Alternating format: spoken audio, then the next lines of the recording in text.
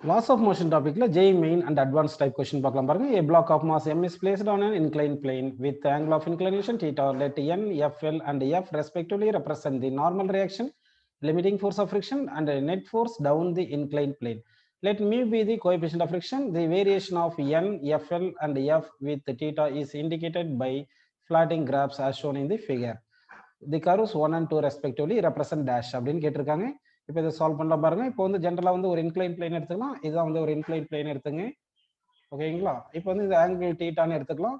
இப்போ வந்து ஜென்ரலா வந்து ஒரு ஆப்ஜெக்ட்டை வந்து நம்ம இன்க்ளைன் பிளேன்ல பிளேஸ் பண்ணும்போது என்னென்ன ஃபோர்ஸ் ஆக்ட் ஆகும் பார்த்தீங்கன்னா, இங்க ஒரு நார்மல் ரியாக்ஷன் என்ன ஆக்ட் ஆகும், அடுத்து வந்து இங்க எம்ஜி ஒரு ஃபோர்ஸ் ஆக்ட் ஆகும். இந்த நார்மல் ரியாக்ஷனுக்கு ஆப்போசிட் டைரக்ஷன், அதாவது பர்பெண்டிகுலர் டு தி சர்ஃபேஸ் ஒரு லைன் எடுத்தா இந்த ஆங்கிள் தீட்டா வரும். இந்த எம்ஜி ரிசால்வ் பண்ணா இங்க எம்ஜி காஸ்டான்னு வருது. along தி பிளேன் பார்த்தீங்கன்னா எம்ஜி சைன் தீட்டா ஃபோர்ஸ்னு வரும். அப் தி பிளேன் வந்து ஃப்ரிக்ஷன் ஃபோர்ஸ் ஆக்ட் ஆகும். ஓகேங்களா? இப்போ வந்து நம்ம என்ன பண்ணோம்னா, இந்த நார்மல் ரியாக்ஷன் எவ்வளவு இருக்கும் பார்த்தீங்கன்னா, normal reaction equal to M G காஸ்டான்னு புரியுது உங்களுக்கு. அப்படின்னா M G constant, so that normal reaction directly proportional to cos theta வருது. அப்போ நார்மல் ரியாக்ஷன் காஸ் கர்வ் வரணும். அடுத்து லிமிட்டிங் ஃப்ரிக்ஷன் அப்படின்னு பார்த்தோம்னா மியூ எம்ஜி காஸ்டான்னு வருது. மியூ எம்ஜி காஸ்டான்னு வரும். ஜென்ரலா வந்து மியூ வந்து லெஸ் தேன் 1ன்னு எடுத்துக்கிறோம். அதனால லிமிட்டிங் ஃப்ரிக்ஷனை வந்து நம்ம டைரக்ட்லி ப்ரொபோர்ஷனல் டு காஸ்டான்னு போட்டாலுமே லிமிட்டிங் ஃப்ரிக்ஷன் வந்து என்ன வரும்னா லெஸ் தேன் நார்மல் ரியாக்ஷன் வர மாதிரி எடுத்துக்கணும் ஜென்ரலா. ஓகேங்களா? அடுத்து நெட் ஃபோர்ஸ் பாத்தீங்கன்னா வந்து ஃபர்ஸ்ட் தீட்டா வந்து less than angle of repose இருக்கும்போது ஆப்ஜெக்ட் வந்து மூவ் ஆகாது. அதனால டோட்டல் ஃபோர்ஸ் 0 வருது. இதே தீட்டா வந்து greater than angle of repose அப்படின்னு வரும்போது பாடி வந்து ஸ்லைட் ஆகும். அப்போ வந்து நெட் ஃபோர்ஸ் வந்து கிரேட்டர் தேன் 0 வரும். ஓகேங்களா? ஸோ அப்போ இந்த கான்செப்ட்ஸை பார்க்கும்போது நார்மல் ரியாக்ஷனும் லிமிட்டிங் ஃப்ரிக்ஷன் காஸ்ட் கர்வ் வரணும். அப்படின்னா செகண்ட் கிராஃபும் தேர்ட் கிராஃப் காஸ்ட் கர்வ். ஆனால் லிமிட்டிங் ஃப்ரிக்ஷன் காஸ்ட் கர்வ்ல கொஞ்சம் கம்மியான காஸ்ட் கர்வா இருக்கிறதுனால லிமிட்டிங் ஃப்ரிக்ஷன் தான் வந்து லெஸ் தேன் நார்மல் ரியாக்ஷனால தேர்ட் கிராஃப்ல லிமிட்டிங் ஃப்ரிக்ஷன் எடுத்துங்க, செகண்ட் கிராஃப் நார்மல் ரியாக்ஷன் எடுத்துங்க. இந்த நெட் ஃபோர்ஸ் பார்த்தீங்கன்னா ஃபர்ஸ்ட் கொஞ்ச நேரம் வந்து ஃபோர்ஸ் 0வா இருக்கு. அதுக்கப்புறம் ஃபோர்ஸ் வந்து இன்க்ரீஸ் ஆகுது. அதாவது தீட்டா வந்து ஆங்கிள் ஆஃப் ரெப்போஸ் விட அதிகமாக வரும்போது நெட் ஃபோர்ஸ் இருக்கு. அதனால இதை எஃப்னு எடுத்துக்கலாம். ஸோ ஃபர்ஸ்ட் கிராஃப் வந்து எஃப்னு எடுத்துங்க, செகண்ட் கிராஃப் என்னன்னு எடுத்துங்க, தேர்ட் கிராஃப் வந்து லிமிட்டிங் ஃப்ரிக்ஷன் எடுத்துட்டீங்கன்னா அப்போ ஃபர்ஸ்ட் கொஸ்டின் ஆன்சர் வந்து நமக்கு தேர்ட் ஆப்ஷன் வந்து கரெக்ட். அடுத்த கொஸ்டின் பாருங்கப்பா. In order to rise the நல்லா பாருங்க, a mass of 100 kilogram man of mass 60 kilogram fastens a rope to it and passes the rope over a smooth pulley. He climbs the rope with an acceleration 5g/4 relative to the rope. The tension in the rope is dash ன்னு கேட்டிருக்காங்க. So இந்த question எப்படி பண்ணலாம்னா, ஒரு நம்ம என்ன பண்ணலாம்னா ஒரு புள்ளின்னு எடுத்துங்க. இந்த புள்ளியில வந்து ஒரு ரோப் வந்து நம்ம பாஸ் பண்றோம்னு அஷ்யூம் பண்ணிக்கலாம். இப்படி ரோப் பாஸ் பண்ணியிருக்கோம். இங்க ஒரு பிளாக் இருக்கு, 100 கிலோகிராம் பிளாக் இருக்குன்னு எடுத்துங்க. இங்க வந்து மேன் வந்து இது மேல இவரு வந்து மேன் வந்து என்ன பண்றாருன்னா கிளைம் அப் பண்றாரு. ஸோ மேனுடைய ஆக்சலரேஷன் ஆஃப் மேன் போட்டுங்க. இங்க ஆக்சலரேஷன் ஆஃப் தி என்ன சொல்லியிருக்காங்க பாத்தீங்கன்னா, man with respect to rope. Acceleration of man with respect to rope வந்து என்ன கொடுத்திருக்காங்க சொல்லுங்க, 5g/4ன்னு கொடுத்திருக்காங்க. அப்படின்னா acceleration of man with respect to ரோப்னா acceleration of man minus acceleration of rope equal to 5g/4ன்னு போட்டுக்கலாம். ஓகேங்களா? இப்போ நம்ம இந்த ஆக்சலரேஷன் ஆஃப் ரோப் வந்து ஏன்னு அஷ்யூம் பண்ணிக்கலாம். அப்போ ஏன்னு அஷ்யூம் பண்ணிக்கலாம், இந்த பிளாக் வந்து அப்போர்ட் டைரக்ஷன் ஆக்சலரேஷன் போச்சுன்னா ஏ, இந்த ரோப் வந்து டவுன்வர்ட் டைரக்ஷன்ல ஆக்சலரேஷன் வரும். அப்படின்னா நம்ம ஆக்சலரேஷன் ஆஃப் தி ரோப் வந்து மைனஸ் ஏன்னு எடுத்துக்கலாம். மேன் கிட்ட இருக்கும்போது ஆக்சலரேஷன் ஆஃப் ரோப் வந்து மைனஸ் எடுத்துக்கிட்டோம்னா அப்போ ஆக்சலரேஷன் ஆஃப் மேன் ஈக்குவல் என்ன வரும், ஏஆர் அந்த பக்கம் போயிடுச்சுன்னா 5g/4 வந்துட்டு மைனஸ் ஏஆர் இங்க வரும். ஆக்சுவலா இந்த பிளஸ்ன்னு வரும். ஆக்சலரேஷன் ஆஃப் ரோப் வந்து மைனஸ் ஏ வரதுனால இங்க மைனஸ் ஏ சப்ஸ்டிட் பண்ணிடலாம். So that acceleration of man வந்து 5g/4 மைனஸ் ஏ அப்படின்னு நமக்கு கிடைக்குது. ஓகேங்களா? ஸோ இது வரைக்கும் உங்களுக்கு புரிஞ்சிருக்கு. இப்போ ஃப்ரீ பாடி டயக்ராம் வரையலாம் பாருங்க. ஃப்ரீ பாடி டயக்ராம் வரைஞ்சீங்கன்னா இந்த ஃபர்ஸ்ட் பிளாக்குக்கு 100g டவுன்வர்ட் டைரக்ஷன் ஆக்ட் ஆகுது, டென்ஷன் அப்போல இருக்கு. அப்போ பிளாக்குக்கு எடுத்தோம்னா பிளாக் எடுக்கும் போது அதுக்கு நெட் ஃபோர்ஸ் வந்து டென்ஷன் வந்து ஆக்சலரேஷன் டைரக்ஷன்ல இருக்கனால அது வந்து பாசிட்டிவ் எடுத்துக்கணும். 100g வந்து டவுன்வர்ட் இருக்கிறதுனால அது நெகட்டிவ்னு எடுத்துக்கங்க. Is equal to mass A, mass into 100 into ஏன்னு போட்டுங்க. அடுத்து மேன் எடுக்கும்போது மேனுக்கு வந்து மேனுடைய ஆக்சலரேஷன் அப்போர்டு இருக்கு, டென்ஷனும் அப்போர்டு இருக்கு. ஆனா வெயிட் வந்து டவுன்வர்ட் டைரக்ஷன்ல இருக்கு, 60g டவுன்வர்ட் டைரக்ஷன்ல இருக்கு. அதனால மேனுக்கு எழுதும்போது அப்போர்டு ஆக்சலரேஷன் டைரக்ஷன்ல டென்ஷன் பாசிட்டிவ் எடுத்துட்டு 60g opposite to the acceleration இருக்குனால டவுன்வர்ட் எடுத்துட்டு is equal to mass into acceleration of man வந்து 5g/4 மைனஸ் ஏன்னு எடுத்துங்க. ஸோ இது ஈக்குவேஷன் 1 ஈக்குவேஷன் 2ன்னு எடுத்துக்கங்க. இந்த ஈக்குவேஷன் 1 and 2 சால்வ் பண்ணுங்க. அண்ட் 2 சால்வ் பண்ணுங்க. சால்வ் பண்ணீங்கன்னா நமக்கு டென்ஷன் என்ன கிடைக்கும் பார்த்தீங்கன்னா 1218 நியூட்டன் அப்படின்னு இந்த கொஸ்டினுக்கு ஆன்சர் கரெக்டான ஆன்சர் கிடைக்கும்பா. அடுத்த கொஸ்டின் போலாம் பாருங்க. அதாவது இந்த கொஸ்டின் வந்து பார்த்தீங்கன்னா, ஏ ஸ்பியர் நல்லா கவனிங்க. A sphere of mass m is held between two smooth inclined walls for sin theta equal to 3/5 சொல்லியிருக்காங்க. The normal reaction of the wall is equal to dash ன்னு கேட்டிருக்காங்க. ஆக்சுவலா நார்மல் ரியாக்ஷன் ஸ்பியருக்கு எப்படி இருக்கும்னா டேஞ்சன்ட் பர்பண்டிகுலரா இருக்கும். அது வந்து டுவர்ட்ஸ் சென்டர் ஆக்ட் ஆகிற மாதிரி நார்மல் ரியாக்ஷன் இருக்கும். அப்போ டுவர்ட்ஸ் சென்டர் இந்த டைரக்ஷன்ல N2 வால் எக்ஸிட் பண்ணுது. அதே மாதிரி N1 எக்ஸிட் பண்ற நார்மல் ரியாக்ஷனும் டுவர்ட்ஸ் சென்டர், இதுதான் சென்டர்னு சும்மா அஸ்யூம் பண்ணிக்கிங்க. அப்போ N1 இந்த டைரக்ஷன்ல ஆக்ட் ஆகுது. mg வந்து எந்த டைரக்ஷன்ல ஆக்ட் ஆகுதுன்னா டவுன்வர்ட் டைரக்ஷன்ல mg ஆக்ட் ஆகுதுன்னு எடுத்துக்கப்பா. இப்போ நம்ம என்ன பண்ணணும்னா இங்கே என்னென்ன ஃபோர்ஸஸ் ஆக்ட் ஆகுதுன்னு தெரியுது. இப்போ இங்க நல்லா கவனிச்சீங்கன்னா உங்களுக்கு இந்த சர்ஃபேஸும் நார்மல் டைரக்ஷன் 90 டிகிரி வரும். அதே மாதிரி இங்க N1 பிளேஸ்லயும் ஃபர்ஸ்ட் சர்ஃபேஸ் எக்ஸிட் பண்ற நார்மல் டைரக்ஷனும் பர்பெண்டிகுலரா வருது அப்படின்னு எடுத்துங்க. இப்போ நான் பாயிண்ட்ஸ் எடுத்துக்கிறேன். இது A B B C, இந்த பாயிண்ட் C, இது D எடுத்தேன்னா இந்த பாயிண்ட் D ன்னு எடுக்கிறேன். இப்படி எடுக்கும்போது என்ன ஆகுதுன்னா இது குவாட்ரிலேட்டரல் வருது. குவாட்ரிலேட்டரல்ல வந்து sum of all the angles 180 degree வரணும்.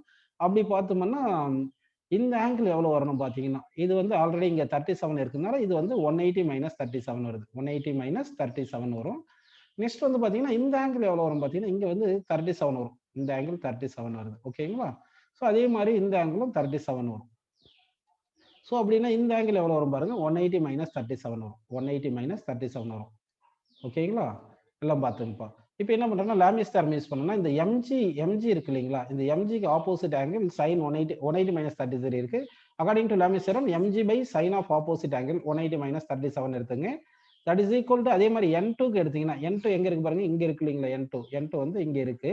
இந்த n2 க்கு opposite angle sin 180 - 37. So n2 க்கு ஆப்போசிட் ஆங்கிள் sin 180 - 37 போட்டீங்கன்னா இந்த 180 - 37 கேன்சல் ஆயிருது. So n2 is equal to mg அப்படின்னு கிடைச்சிருது.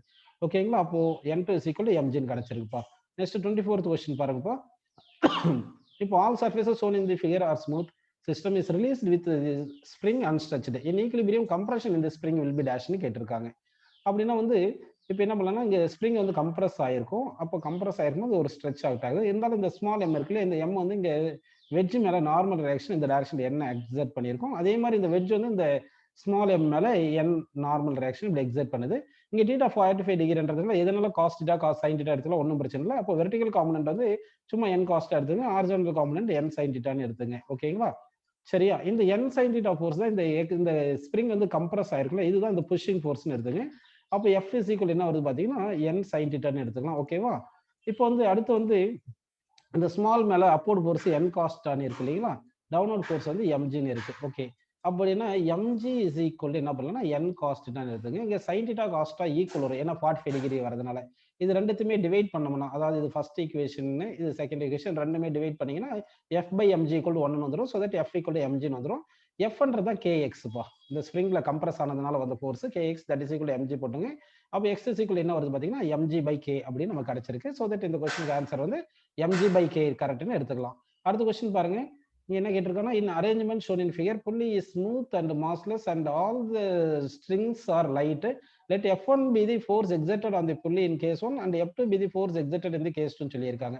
இப்போ ரெண்டு கேஸ்லயும் பாத்தீங்கன்னா ரெண்டு ஸ்ட்ரிங்குடைய ரெண்டு எண்ட்ல ஈக்குவல் மாஸ் தான் கனெக்ட் பண்ணியிருக்காங்க. 2m இருக்கிறது இங்க mm ன்னு கனெக்ட் பண்ணாலும் 2m தானே இருக்கு. அதனால இந்த ரெண்டு கேஸ்லயும் புள்ளி மேல எக்ஸர்ட் பண்ற ஃபோர்ஸ் வந்து ஈக்குவலா தான் இருக்கும்பா. அதனால ஈக்குவல் அப்படின்னு எடுத்துங்கப்பா. நெக்ஸ்ட் क्वेश्चन பாருங்க. நெக்ஸ்ட் क्वेश्चन பாத்தீங்கன்னா, consider the system shown in the figure. The wall is smooth but the surface of block A and B in contact are rough. The friction on B due to A is கேட்டிருக்காங்க. ஆக்சுவலா இங்க வால் வந்து smooth பண்ணும்போது இந்த ஏவும் பியும் ஒரு சிஸ்டம்னு எடுத்துக்கிட்டீங்கன்னா, இதுக்கு வந்து கிராவிடேஷனல் ஃபோர்ஸ் டவுன்வர்ட் டைரக்ஷன்ல ஆக்ட் ஆகும். ஆனா அப்போர்ட் ஃபோர்ஸ் வந்து இந்த வால் வந்து ஃபிரிக்ஷன் ஃபோர்ஸை எக்ஸர்ட் பண்ணாது. அதனால டவுன்வர்ட் ஃபோர்ஸ் மட்டும் இருக்கு. அதாவது இந்த பிளாக் பி பிளாக் ஏக்கு ரெண்டுத்துக்குமே சேர்ந்து மொத்த ஃபோர்ஸ் mg டவுன்வர்ட் ஆக்ட் ஆகுமே தவிர அப்போர்ட் ஃபோர்ஸ் இந்த வால் எக்ஸர்ட் பண்ணாது. Friction force 0. ஏன்னா வந்து ஸ்மூத் சர்ஃபேஸ் சொல்லிட்டாங்க. அதனால ஈக்லிபிரியம் வரவே வராது. So system cannot stay in equilibrium. அடுத்த क्वेश्चन பாருங்கப்பா. நீங்க பாத்தீங்கன்னா suppose all the surfaces in the previous problems are rough, the direction of friction on B due to ஏன்னு கேட்டிருக்காங்க. ஒருவேளை வால் வந்து ரஃபா இருந்திருந்தா அப்போ பி மேல எந்த டைரக்ஷன்ல ஏ எக்ஸர்ட் பண்ண ஃபிரிக்ஷன் அப்படி பாத்தீங்கன்னா, இது ஏன்னு எடுத்துங்க, இது பின்னு எடுத்துக்கிட்டீங்கன்னா பிக்கு வந்து வெயிட் டவுன்வர்ட் டைரக்ஷன் தானே mg ஆக்ட் ஆயிருக்கும். இங்க புஷிங் ஃபோர்ஸ் அப்ளை பண்றோம்.